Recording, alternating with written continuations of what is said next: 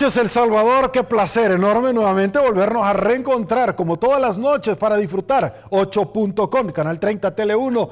El licenciado Carlos Federico Paredes está con nosotros, economista, expresidente del Banco Central de Reserva, una gran cantidad de palmarés, de los cuales que tiene en su hoja de vida. Con él estaremos conversando esta noche y, por supuesto, con otros actores también que nos estarán acompañando. Vamos a analizar el primer año de gestión de la administración del presidente Nayib Bukele. Estaremos analizando la resolución de la Sala de lo Constitucional de la Corte Suprema de Justicia, donde le deja claramente en letras fluorescentes al Ejecutivo que ya no puede seguir emitiendo más decretos. Es decir, no van a seguir vulnerando los derechos intrínsecamente válidos e inmutables que la Constitución de la República como norma primaria ha establecido. Habla de la cuarentena, de todo eso vamos a estar conversando. Aguánteme un ratito. Saludo a Mr. Donald, porque noche tras noche hace posible que le presentemos el resumen de la entrevista de ayer para tener un poco de contexto. Se la presentamos.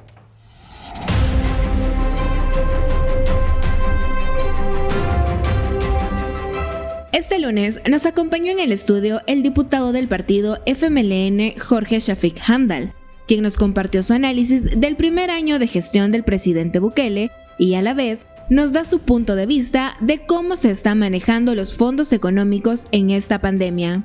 Se puede resumir en 3 palabras. La primera, enfrentamiento, ¿verdad? Ha sido un enfrentamiento permanente y con todo lo que pueda haber dentro del aparato de Estado que en algún momento haya expresado alguna opinión que a él no le guste. Un enfrentamiento. 2, con improvisación. No hay un solo plan presentado que medianamente genere confianza en la población de que hay un gobierno que sabe lo que está haciendo. Y el tercero, el endeudamiento galopante. Por el tema de la emergencia, uno ha dado, como quien dice, arca abierta para que puedan disponer y hacer esos traslados de dinero que ahí aparecen. Pero hay que acordarse que en arca abierta hasta el justo peca. Hablamos de la crisis fiscal, reapertura de la economía, pérdida de empleo y de cuándo se va a iniciar actividades y cómo se va a salir adelante de este daño irreversible que estamos viviendo en el país. El Ejecutivo no tiene un plan claro de cuánto, mejor dicho, de cómo enfrentar la pandemia. Si no tiene entonces un plan claro de cómo enfrentar la pandemia y las consecuencias de esto y las áreas que esto afecta, mucho menos tiene un plan para saber más o menos cuándo puede la economía comenzar a reactivarse y de qué manera. Este gobierno no tiene un plan de reactivación económico. Toda la ayuda que se le estaba dando, que se trabajó junto con ellos, el plan que se trabajó junto con ellos, lo cerraron, lo vetaron. Nos platicó del último plan económico que fue entregado y que fue vetado por el presidente, y nos da su postura de a qué se refiere con una cuarentena más estricta. Antes de que nos sentáramos esta semana a trabajar con el que tú mencionas, a trabajar con ellos, y ahí, artículo 1, objeto de la ley, párrafo 2, se decía: antes de iniciar esta ley deberá de haber 15 días de una cuarentena estricta con mayores controles. ¿Y qué es una cuarentena más estricta? Señor ministro, porque estaba el ministro, defínala. Nunca la definieron. Por más que los presionamos, nunca nos pudieron decir que era más estricta. Porque se les dijo, si ya quitaron el transporte, si no se puede viajar entre municipio y municipio, si no se puede hacer esto, si no se puede hacer lo otro, si que te ves, se le dijo un montón de cosas. No tienen planificación. Al no tener planificación, lo que reina es la improvisación. Entonces, se metieron aquí, pero no saben cómo salir. No tienen plan de salida. Ese es el gran problema. Y están gastando a lo descosido. El gasto mayor, el hospital que primero le pusieron provisional, ¿te acuerdas? ¿Va? Y uno dice, bueno, y si es provisional, ¿por qué se van a tardar 4 meses en construirlo y $70 millones? Todo lo mejor en análisis político y coyuntura nacional en 8.com con Sergio Méndez.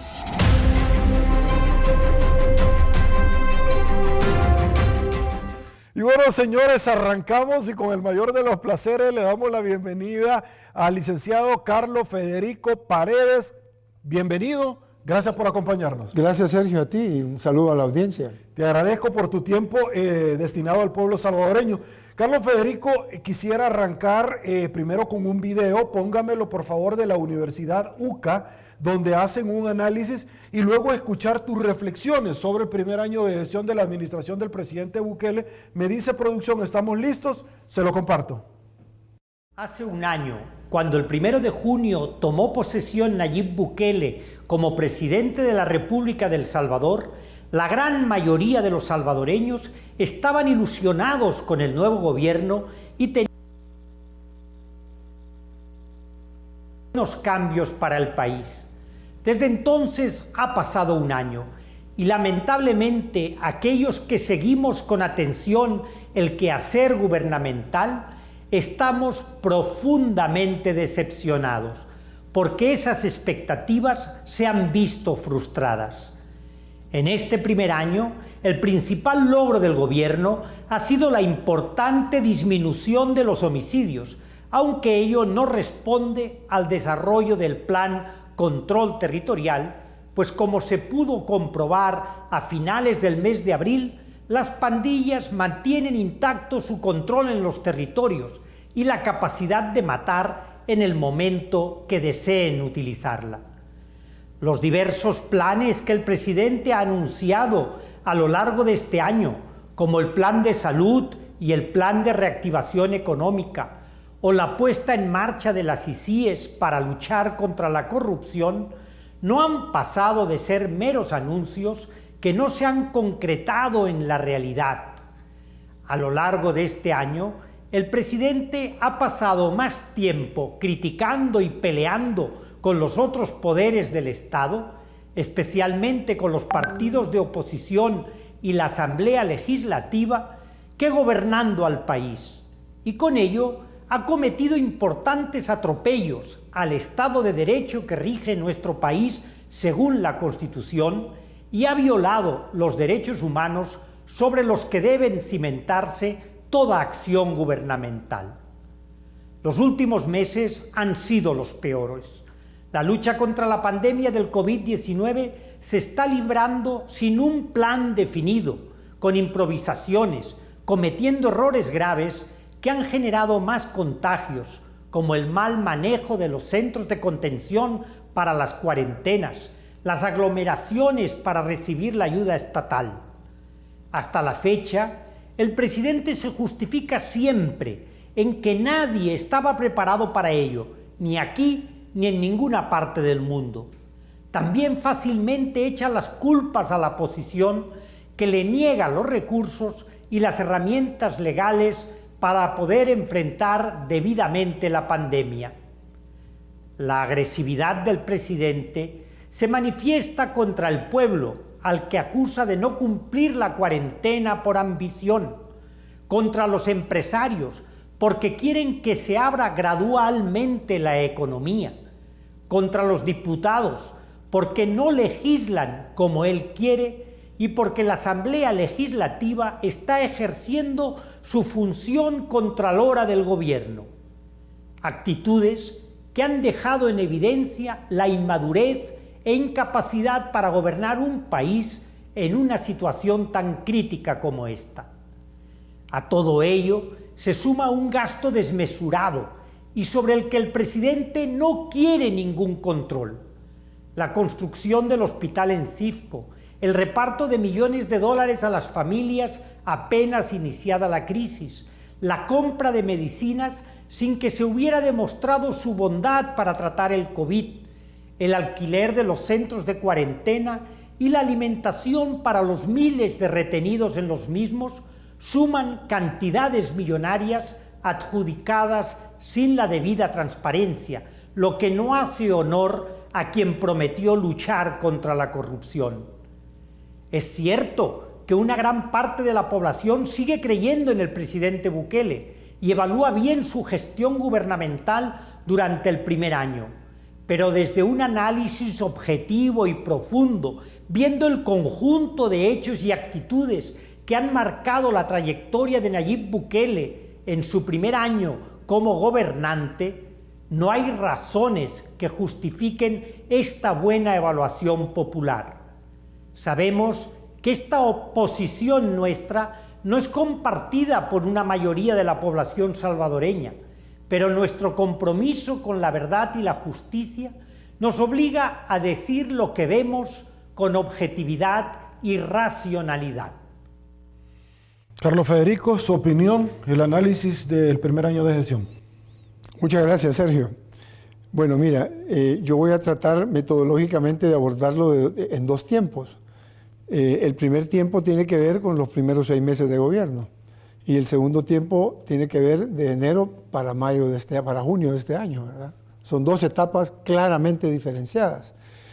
En una primera etapa te podría decir que efectivamente, como dice el rector de la Universidad Católica, había una luna de miel con la población, había una luna de miel con el sector empresarial, había una luna de miel con los organismos internacionales, financieros internacionales, había una luna de miel con organismos de cooperación en su conjunto. Realmente había de parte de la sociedad salvadoreña como un marcado interés de que este gobierno tuviera éxito, porque no es justo, pues hubo grandes expectativas con Arena y tuvimos algunas decepciones. Hubo cosas buenas, por supuesto. Hubo grandes expectativas con el FMLN y tuvimos grandes decepciones de manera igual. No es justo, pues, que ahora a la tercera también, en que la población tiene una enorme expectativa en que este gobierno tenga éxito, de igual manera vayamos a tener decepciones, ¿verdad? En esa primera etapa de gobierno, Sergio, que yo podría decir que va desde el mes de junio hasta el mes de diciembre, finales del año, termina el año con una aprobación temprana por parte de la Asamblea Legislativa del Presupuesto General de la Nación 2020. En ese momento, la apreciación y la declaración del ministro de Hacienda fue la pronta aprobación del presupuesto. Es una muy importante señal ante la comunidad internacional. Todos habíamos quedado de alguna manera impresionados que, a pesar de que el tono que el presidente siempre había utilizado desde el primer día de su gobierno en contra de la Corte Suprema de Justicia, en contra de la Asamblea Legislativa, en contra del Fiscal General de la República, menospreciándolos a todos ellos, desconociéndolos a todos ellos, a pesar de ese tono tan fuerte, haya tenido esa habilidad al final su ministro de Hacienda de negociar con la Asamblea Legislativa y la Asamblea le haya aprobado el presupuesto de manera temprana. Eso había sido precedido, Sergio, por toda una gira internacional que el presidente en el mes de noviembre realiza a los países de la República Popular de China, a Japón, etc. Creo que después fue a Qatar. En fin, eso le daba una proyección internacional al país de una gran magnitud, que en los últimos años no habíamos tenido ningún presidente tan agresivo en esa dimensión. Puedo catalogar, por tanto, que esa parte de su manejo de la política exterior fue bastante positiva. A mi juicio, una sorpresa, además, que después de 5 meses de estar prácticamente negándose a referirse a la República Popular de China, llega a la República Popular de China y prácticamente reconoce la relación diplomática, ¿verdad?, que había sido establecida por el gobierno anterior y la formaliza, pues. Eso de alguna manera me daba la impresión a mí de que públicamente estaba diciendo una cosa para quedar bien, por ejemplo, con el gobierno de Estados Unidos, pero que debajo de la mesa estaba haciendo también su propio margen de maniobra desde el punto de vista diplomático. Lo vi como algo muy inteligente de parte del gobierno, porque a todas luces, la relación con la República Popular de China, a mi juicio, es una de las decisiones más importantes que ha tomado el gobierno de El Salvador en su historia en materia de relaciones internacionales, por la consideración de la importancia económica, de la importancia política y la influencia que tiene esta nación a escala mundial. Y que ahora, naturalmente, después del COVID, seguramente saldrá bastante favorecida como potencia mundial en este sentido. Por lo tanto, era un interés de parte de El Salvador de abrirse hacia las relaciones internacionales. Desde el punto de vista del manejo de la política monetaria y fiscal del gobierno, me parece que la decisión en ese momento que el presidente toma de no tocar la dolarización es algo que a mí en lo particular me pareció correcto. incluso como presidente del Banco Central, entendía el mensaje que se estaba dando a los sectores empresariales de certidumbre respecto a mantener la moneda del dólar en la economía del país. En tal sentido, eso me pareció también una señal importante.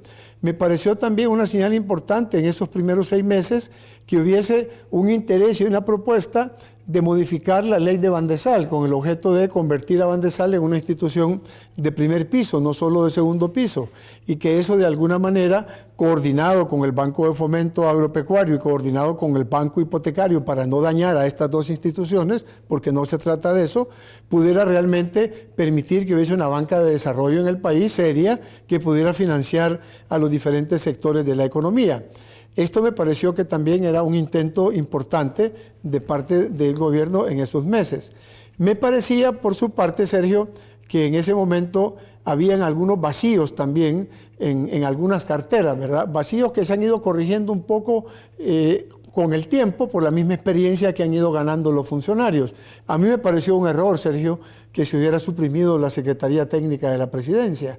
Ahí había una experiencia de años en materia de planificación del país, con signos ideológicos distintos, ¿verdad? Porque la Secretaría Técnica funcionó en los años de Arena, funcionó en los años del FMLN. No estamos diciendo que fuera una Secretaría Técnica que respondía a un corte ideológico determinado. No, había experiencia en materia de adelantarse a los fenómenos que ocurren. Me parecía a mí, Sergio, que cuando comienza a darse la situación del COVID, yo he llegado a la conclusión de que el virus, con todo respeto, se comió al gobierno. Se lo comió en el sentido de que mientras Andrés Manuel López Obrador tenía 300, a estas alturas 90 o casi 400 conferencias de prensa todos los días de 7 a 8 de la mañana, el presidente de la República en El Salvador no tenía más que monólogos, ¿verdad?, frente a la población con su gabinete. Y el tema era solamente el COVID. Entonces, naturalmente, que el sector empresarial sentía un enorme vacío respecto al tema económico. O sea, se estaba haciendo, digamos, Sergio, y digámoslo claramente a la población, es la primera vez que un presidente le concede a la salud y a la vida una prioridad tan alta. Y en el país que ha sido probablemente el país más violento del mundo, Sergio, tener esa consideración me parece un respeto a la población solamente equivalente a cuando Gonzalo Pérez del Castillo, ex representante del Programa de Naciones Unidas en El Salvador, en la época del ingeniero José Napoleón Duarte, tenía él en ese momento a una persona funcionario internacional con una indisposición de salud y la importancia de la vida le hace que mande a traer un hospital ambulancia de Naciones Unidas para traer al enfermo, una mujer, y llevarla naturalmente a hospitales a su atención a Estados Unidos. Nosotros que vivíamos en ese momento la muerte todos los días, el país estaba en guerra, recuérdate, habían enfrentamientos diarios entre la guerrilla y el ejército, y por lo tanto El Salvador tenía un desprecio total por la vida. Ese hecho era un hecho fundamental. El hecho de que el presidente Bukele haya retomado ese planteamiento a mí me parece también sumamente importante en un país, insisto, que ha sido considerado como el más violento del mundo. Bueno, pero en la medida en que ha venido avanzando de enero a la fecha y a partir de los irrespetos continuos a la institucionalidad, Sergio, por parte del presidente, los desconocimientos a la Asamblea Legislativa, los desconocimientos a la Corte Suprema de Justicia, los desconocimientos a la Fiscalía General de la República, los desconocimientos a las autoridades electas por la empresa privada, como es el caso del presidente de la ANEP, Javier Simán, y últimamente el hecho de que esta comisión a la que pertenecía la UCA y que realmente se suponía que iba a jugar un papel de transparentar los recursos, que había sido, te quiero recordar, y quiero recordarle a tu audiencia y al señor presidente también, le quiero recordar esto, que fue promesa de campaña, Sergio. El presidente dijo que iba a entregarle a la oposición el control de la transparencia en el uso de los recursos de su gobierno. Lo más cercano que estuvo de hacer eso fue con esa comisión, que no fue nombrada por él, fue nombrada por la Asamblea Legislativa. Y no pudieron realmente entender que había una característica personal diferente entre el expresidente de la ANEP y el nuevo presidente de la ANEP. Y en lugar de tratar de entender esa lógica y conocer la nueva personalidad, se da inmediatamente una circunstancia de desconocimiento. A mí me parece que eso fue un error. No quiero catalogar si la salida de todas estas instituciones de esa comisión fue un error o no. Al escuchar al señor rector de la Universidad Centroamericana, pues ellos fueron testigos de lo que se dio en esas 9 o 10 reuniones. Si tomaron la decisión de salir, sus razones deben haber tenido. El ministro de Hacienda señala que seguramente quienes escribieron esa nota de renuncia no fueron ellos, porque las nuevas reuniones que habían tenido habían sido muy corteses y iban muy bien, trabajando muy bien. Algo naturalmente pasa, Sergio, en el país a partir de enero de este año, ¿verdad? Y seguramente en el entremés de la Navidad, ¿verdad? Y del fin de año. El 9F fue realmente una situación que no la podemos aceptar. Hemos luchado mucho por la democracia y por construir institucionalidad en este país, y ese arrebato que tuvo el presidente frente a la Asamblea Legislativa, en donde algunos de sus funcionarios, incluso los que más deben estar interesados en respetar la Constitución política de la República, eran quienes más estaban interesados en botar la puerta de la Asamblea. Afortunadamente se esperaron a que llegara la persona que vivía fuera de San Salvador con la llave y no lo hicieron. Pero ese arrebato trajo consigo, a partir de ahí, una nueva etapa del gobierno del presidente Bukele, una etapa en la que comienza a expresarse la comunidad internacional en su contra, señalándole una señal de autoritarismo que no es para lo cual fue electo. Él no fue electo para que Javier Simán le caiga bien. Javier no fue electo para que el presidente le caiga bien. Ambos han sido electos, uno para que lidere el país y el otro para que lidere su sector, y que se pongan de acuerdo naturalmente por los intereses de El Salvador. Y eso ha distado mucho de ser. La circunstancia que está viviendo en estos momentos el país es de una crisis de institucionalidad muy seria.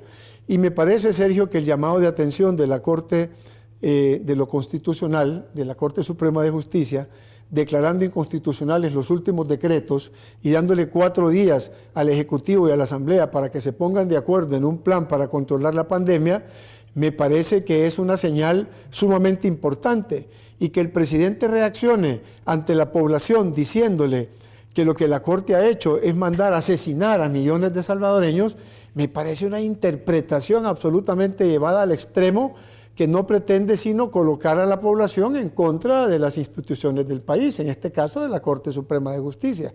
La Corte, señor presidente, lo que le está pidiendo es que el Ejecutivo y la Asamblea Legislativa se puedan poner de acuerdo respecto a un plan para poder controlar la pandemia.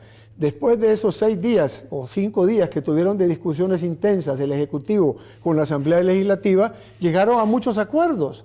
Prácticamente el concepto de las fases que fue presentado el día de ayer en la reunión con el sector empresarial, con la diferencia que ahora no son 4, como lo plantearon allí en esa reunión los miembros de la Asamblea Legislativa con el Ejecutivo, sino que son 5, prácticamente llegaron a acuerdos en casi todo. Habían algunas diferencias fundamentales que pueden estar en el corazón de la discusión, como las fechas, en cuando se quitaba la cuarentena y la duración que tendría cada una de las fases. Pero sin lugar a dudas, Sergio, esta circunstancia de estar acusando a la institucionalidad del país de que se está mandando a asesinar a los salvadoreños, yo creo que el pueblo salvadoreño no puede darse a tol con el dedo, pues yo creo que el pueblo salvadoreño es lo suficientemente inteligente como para valorar que tiene un presidente que lo cobija, que tiene un presidente que lo apoya, que tiene un presidente que le ha dado a la salud la mayor importancia, pero que no le va a aceptar cualquier tipo de argumento tampoco, ¿verdad? Carlos Federico, nunca antes el país ha tenido a un presidente del cual aspiracionalmente se franqueaban algo diferente, retomando las palabras del maestro, el doctor Fabio Castillo, que luego de los acuerdos de paz nunca hemos tenido un retroceso tan grande en términos de democracia en el país, de institucionalidad. Y es que esto va de la mano con una simbiosis sobre el tema económico, sobre el tema de seguridad y certeza jurídica, de la cual tú muy bien sabes esos componentes porque has estado en diferentes puestos. Esto te lo planteo porque no solamente ha descalificado al presidente de la ANEP, ha descalificado al presidente de Arena, ha descalificado a diferentes instituciones de los cuales simple y sencillamente o los bloquea en Twitter, como el de Human Rights Watch, el señor Vivanco, Mari Carmen Aponte, etc. Es decir, ante este panorama desalentador y la falta de transparencia, porque póngame la nota, por favor, producción, sobre la investigación del Faro y Factum sobre el edificio anexo de la Feria Internacional, que dijo que iba a estar terminado en 3 meses, así como el puente de la señora María Chichilco. Póngamelo porque al consultar los diferentes portales de transparencia no aparece información, pero tampoco no aparece nada de información de este edificio. Más aún, cuando el presidente remite, luego de conocer que varios de sus funcionarios, incluyendo sus hermanos, tenían plazas ad honorem, por eso es que aparentemente no había nepotismo, pero luego de darnos cuenta, precisamente a palabras de ellos, que ponían a disposición sus plazas y que son varias, son las plazas las que tienen, luego nos damos cuenta de que este edificio, al igual que los vehículos que transportan de más de $400,000 a $80 el viaje, compras de medicinas por más de $500,000 que hoy han sido descartadas, pero ese edificio se le adjudica a una persona cuando había otra oferta de 1.5 menor en cuantía. ¿Qué pasa con estos temas que te acabo de plantear de cara a la comunidad internacional? MOP contrató una oferta de 1.1 millones más cara para el anexo del Hospital Cifco y todo, obviamente, toda la explicación. Por favor. Mira, a mí lo que me preocupa, Sergio, porque todos estos detalles realmente tiene que tener uno a la luz la documentación para poderla valorar. Pero el hecho de que hayan surgido tantos en tan corto tiempo, señalan lo que el presidente le advirtió a su gabinete. Si el presidente se los dijo al inicio del año, Sergio, les dijo, va a haber una cantidad enorme de recursos a disposición para poder ser utilizados para combatir la pandemia. Y quiero señalarles, les dijo, que deben de tener el debido cuidado en su uso, en su buen uso, porque yo seré el primero en encargarme de llevarlos a la cárcel si ustedes han cometido realmente peculio, si han cometido ustedes mal uso de esos recursos. A mí no me preocuparía mucho la rumorología de la cual este país es experta, Sergio, pero cuando la presidenta de la Corte de Cuentas dice que no ha tenido acceso a la información, que no están siendo transparentes en entregarle la información, eso sí es algo que me preocupa.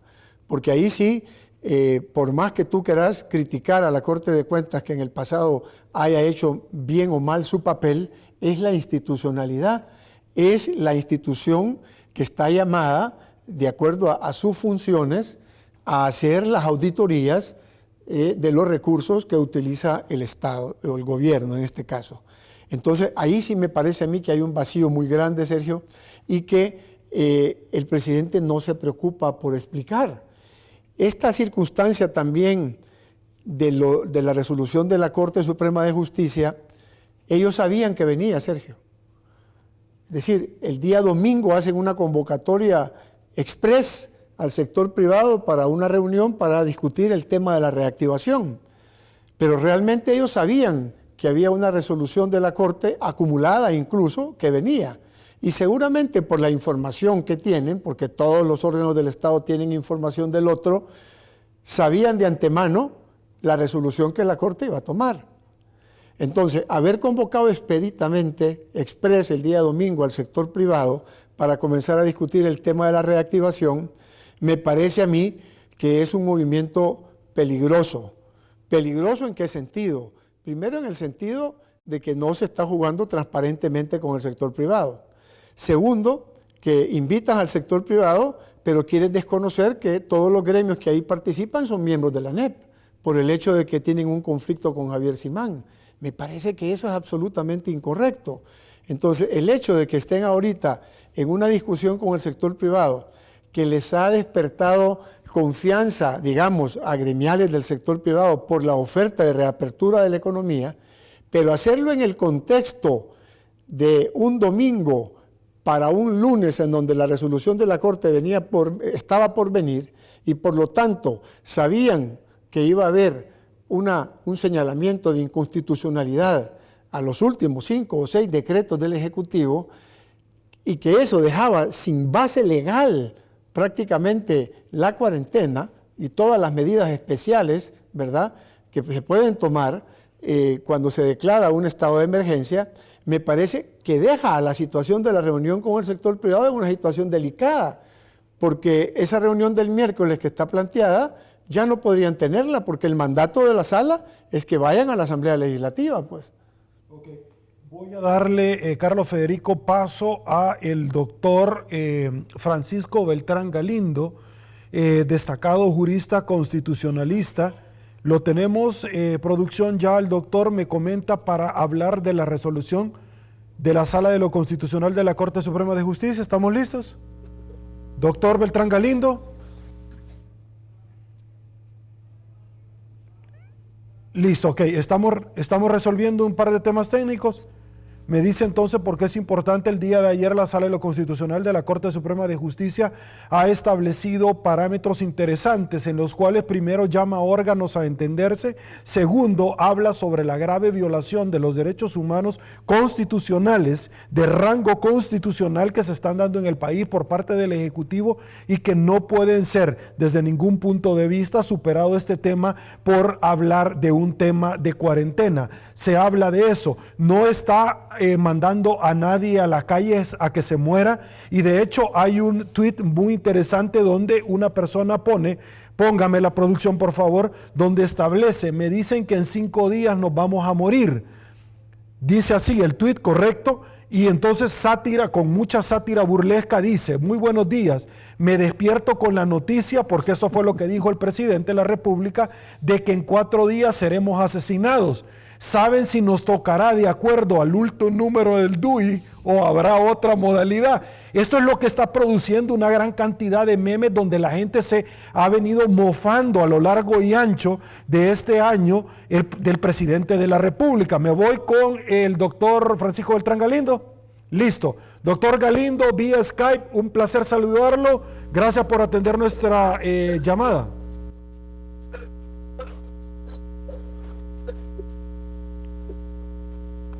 Muy buenas, Sergio, es un gusto estar con ustedes acá. Gracias, doctor.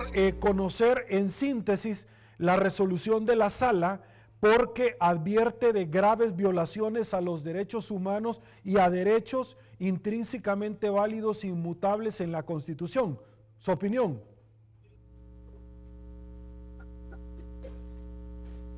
Bueno, la resolución de la sala dice varias cosas, pero es lo que usted menciona, ¿no?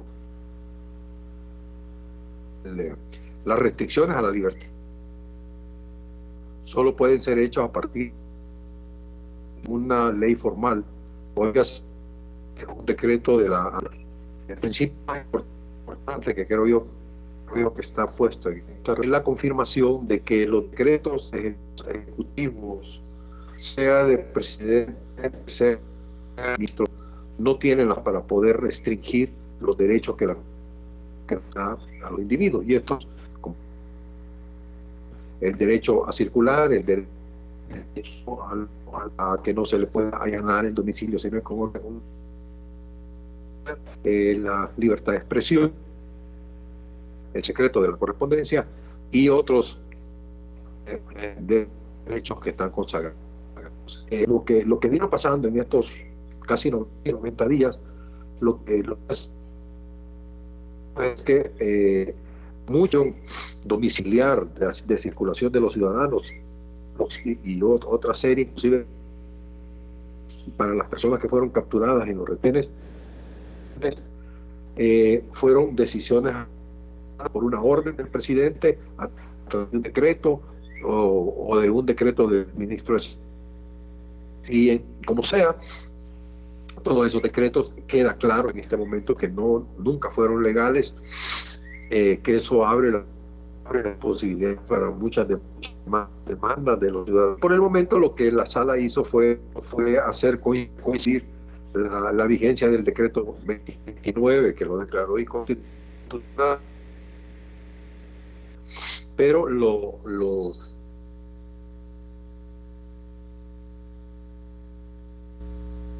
Ok, tengo problemas de conexión, vamos a regresar más adelante, tal vez por llamada telefónica. Póngame esa nota, por favor, porque es importante. Sala declara inconstitucional el decreto ejecutivo 29. Regreso acá.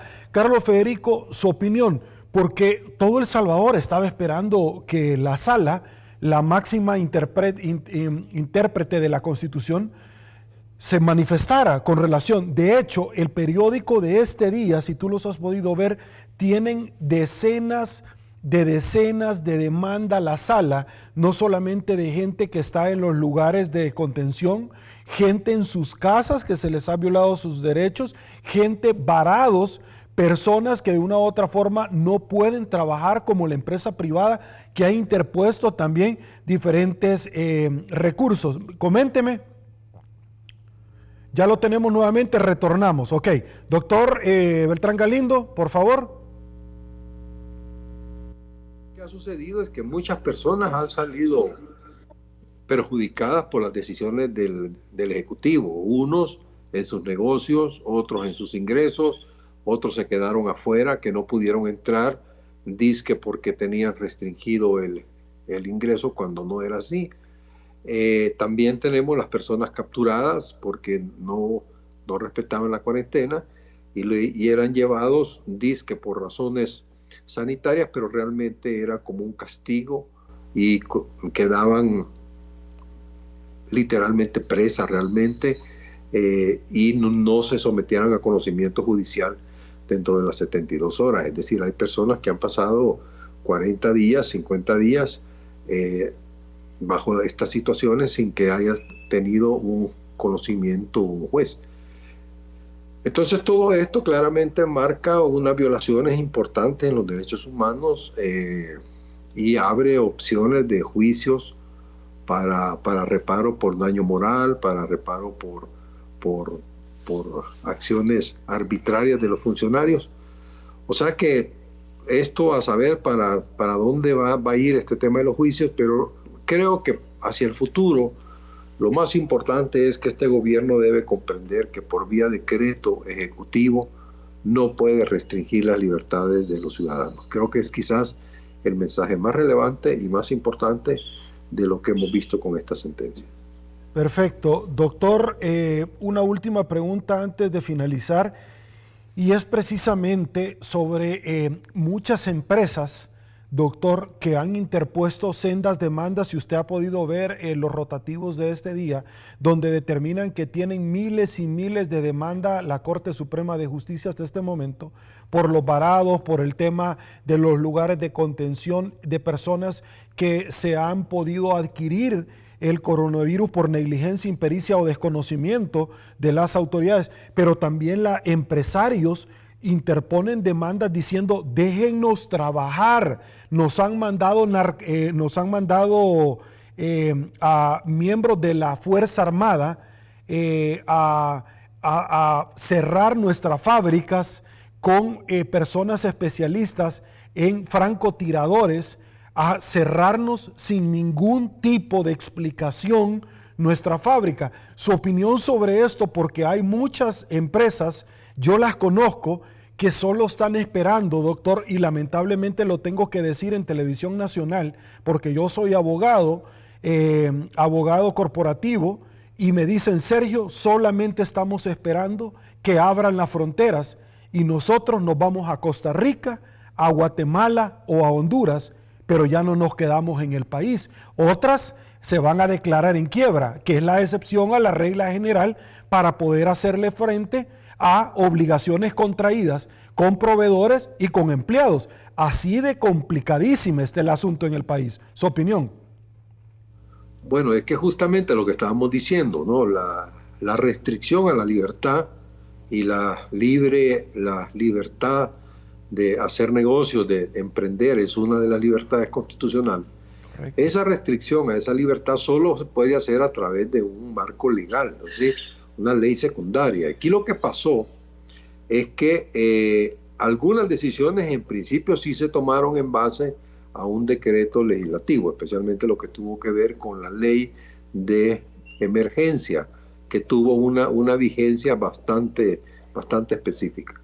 Pero una vez termina esa ley y no hay una nueva ley en vigencia, ninguno de los decretos ejecutivos que dijo este sector económico no puede abrir, este sector tiene que cerrar, este sector, etcétera, etcétera, ese mandato, esa orden que le daba el Ejecutivo a los empresarios, a los dueños de negocio, era ilegal. Entonces, el cierre que se ha dado a base de esa disposición no tiene sostén jurídico y eso puede generar un daño. El tema que usted menciona de las habeas de los amparos o las habeas corpus, no sé cuál es la figura jurídica, supongo que son amparos los que han puesto, del domingo, están relacionados con las amenazas que el gobierno mandó a que el que abriera el día lunes le iba a cerrar en forma permanente su negocio. Esas fueron las palabras del Twitter del presidente y de alguna manera fueron secundadas por el ministro de Trabajo. El ministro de Trabajo no tiene facultad para hacer ese tipo de cosas. La han venido haciendo con este gobierno utilizando excusas sanitarias o cosas de esas, pero realmente ya se conformó que es una manera de hacer represalia a los enemigos del régimen y entonces a partir de ese mecanismo lo que dice la sala es que claramente todos los funcionarios que se han dedicado a hacer este tipo de acciones en exceso de sus atribuciones están expuestos a responsabilidades civiles y algunos de esos inclusive penales cuando ya les vengan las demandas de estos empresarios afectados o los ciudadanos afectados. Doctor Francisco Beltrán Galindo, muy fino por su tiempo dedicado al pueblo salvadoreño. Le agradezco. Que tengan un buen descanso. Cuídense. Gracias, le agradezco, doctor. Regreso acá. Carlos Federico, introducimos al especialista constitucionalista para tener un marco. Voy contigo. Pero antes de esto, yo quiero preguntarle a usted particularmente, porque no nos había visitado y por lo tanto yo no se lo había preguntado. Carlos Federico, su opinión, porque he conversado con firmantes de los acuerdos de paz acá y la pregunta para usted es si esta fue realmente la visión que se constituyó después del 92 de la Policía Nacional Civil, que lo vemos al director con traje de la Fuerza Armada ahora, si esta fue la visión de la Fuerza Armada siendo un brazo para muchos políticos para poder coaccionar o coercitivamente a las personas.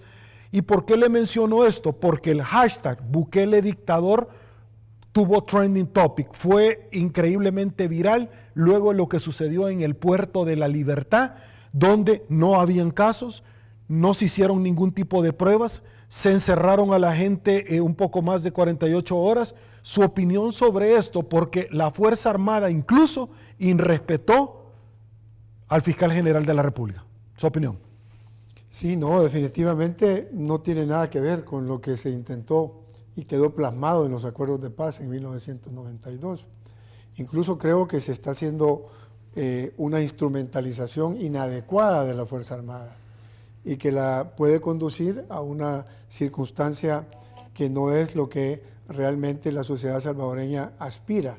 La Fuerza Armada ha sido la institución más respetada después de los acuerdos de paz, Sergio, justamente por el irrestricto apego al cumplimiento de lo que fueron los acuerdos firmados en ese momento, en 1992.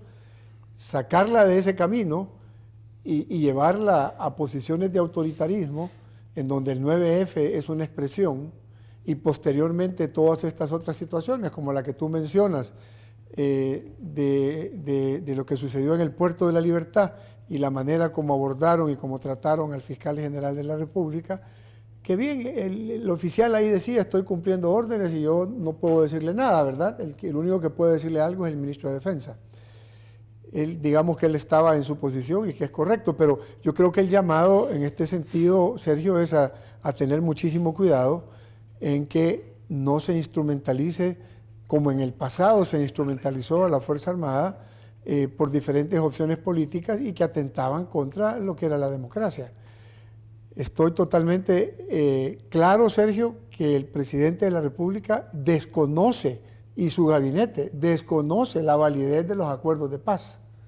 Lo han expresado con suma claridad, ¿verdad? Incluso durante la campaña electoral señalaron que los acuerdos de paz estaban prácticamente desgastados, ¿verdad?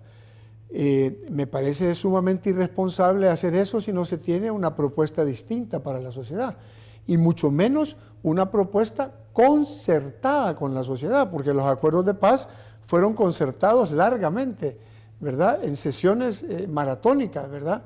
Entre representantes de la Comisión Gubernamental, representantes de la Comisión de la Guerrilla, y en esos momentos a través de la mediación del Secretario General de Naciones Unidas. Entonces, esos acuerdos de paz tienen una seriedad y plasman una necesidad que la sociedad salvadoreña tenía en ese momento de buscarle una salida política al conflicto del país. Que se pueda tratar de mejorarlos me parece totalmente legítimo, pues si es que no quedan plasmados en piedra, ni tiene que ser algo totalmente inflexible, ¿verdad? Pero que la manera de hacerlo sea autoritariamente, que la manera de hacerlo sea con la posición de porque yo lo pienso así y porque mi gobierno lo piensa así, descuidando y desnaturalizando completamente el respeto a la institucionalidad del país, me parece un serio arrebato, Sergio, y un error histórico muy grande que no se puede permitir que se cometa. Listo. Voy ahora entonces a la resolución del día de ayer, Carlos Federico, de la Sala de lo Constitucional, donde deja sin efecto por tercera vez consecutiva un decreto dado por el Ejecutivo. Y es que el doctor Francisco Beltrán Galindo determina, mire, un funcionario no puede hacer más allá de lo que la ley le permite, a diferencia de un particular. Pero es que el tema, Carlos Federico, es que cuando la Asamblea le ha dado un decreto de emergencia, le ha dado un marco, pero el presidente ha legislado más allá de lo que la Asamblea le ha dado. Va a limitar a empresas la libertad ambulatoria, derechos que no están regulados en este ley marco que la Asamblea le ha dado, y siempre va más allá de esto. En esta oportunidad, como en las anteriores, la Corte le dijo, usted no tiene la capacidad para decretar una ley de emergencia. Eso le corresponde a la Asamblea, no a usted. Usted tiene que ir a justificar. El tema es que conversando con diferentes diputados me señalan que el principal problema cuando no llegan a acuerdos es cuando se le va a pedir cuentas, porque el Instituto de Acceso a la Información Pública no quiere volverlo a habilitar, los portales de transparencia no están habilitados, rendir informes cada vez que termina la ley de emergencia no lo quiere dar, pero el tema es que él dice, yo a la Asamblea no le voy a dar informe cuando él suscribió que sí lo iba a dar, sino que a la Corte de Cuentas, pero la Corte de Cuentas dice, a mí tampoco no me quieren entregar información. Y vemos señalamientos de actos de corrupción como los que hemos señalado. ¿Tu opinión? Mira, Sergio, yo quisiera hacer una propuesta, si me permites. Por favor. Y la propuesta, siempre con mucho respeto al presidente de la República, es que no se complique ni complique al país. Si ahorita lo que necesita es instruirle a su gabinete de gobierno que busque los puntos de consenso con la Asamblea Legislativa y vaya a sentarse con la Asamblea Legislativa y en el marco de los 4 días que la Corte Suprema de Justicia le ha dado, lleguen a un acuerdo sobre un plan para entrarle de lleno al tema de la reactivación de la economía del país. Y naturalmente, en el contexto, por supuesto, de reconocer que existe una pandemia y que es necesario que el tema de la salud esté presente durante toda la ruta. Pero creo que hay suficientes elementos después de los 5 días, de lunes a viernes o hasta el sábado, creo que llegaron discutiendo el Ejecutivo con la Asamblea Legislativa, llegaron a acuerdos prácticamente en el 80-85%, Sergio, por lo tanto están muy cerca de llegar a una solución. Creo que este es un tema fundamental. Y en el caso del sector empresarial, que no se trate de instrumentalizar al sector empresarial, Sergio, porque mira, el sector empresarial cerró filas con el presidente de la ANEP y por lo tanto no le dieron la razón al presidente de la República de desconocer a su presidente, si son ellos los que lo tienen que elegir, pues. Entonces me parece que el cambio inmediato hacia convocatoria al sector empresarial para tratar el tema de la reactivación es porque sabe que el sector empresarial requiere de la reactivación, requiere defender sus fuentes de empleo, requiere no perder los mercados internacionales para el caso de los exportadores que los están perdiendo, Sergio. Requiere realmente que haya nuevamente la posibilidad de que el sector informal de la economía vuelva nuevamente, ¿verdad?, a poder luchar para poder llevar el pan a la mesa. Entonces no se trata de instrumentalizar al sector empresarial con el tema de la zanahoria de la reactivación, cuando se sabía, insisto, que venía una resolución de la Corte Suprema de Justicia que iba a dejar sin base legal prácticamente todos los decretos que el Ejecutivo había aprobado últimamente. Carlos Federico, ningún país alrededor del mundo lleva el tiempo en cuarentena que El Salvador hasta este momento. Primero, debo de preguntarle, porque es algo que nosotros desde el año pasado sabíamos que ya venía. De hecho, el presidente recortó el presupuesto al sector salud para este ejercicio. Pero en el tema de la tormenta Amanda, 3 días antes el SNEP, también el gobierno sabía que venían deslaves, que venía esta situación. El tema es que el hospital de Cifco no está listo. El tema es que ha tenido 80 días para poderse no solamente preparar, sino que para tener un plan. Y lo que la empresa privada, como otros los varados, ¿cuál es el plan para retornarme? ¿Cuál es el plan económico que tiene este año? ¿Cuál es el plan de nación? ¿Cuál es el plan económico para reactivar las empresas cuando salgamos de esto? ¿Cuál es el plan de seguridad? Si ha reducido los homicidios, ¿cómo lo está haciendo? El tema es, la pregunta del hashtag es, ¿cuál es el plan? Y aquí de donde viene entonces la empresa privada, pero los pequeños, los medianos, las MIPES que quieren tener un plan y salir a trabajar. ¿Su opinión? Sí, Sergio. Aquí el tema es un tema de falta de concertación y de falta realmente de tener a gente en la mesa que tiene capacidad para tomar decisiones.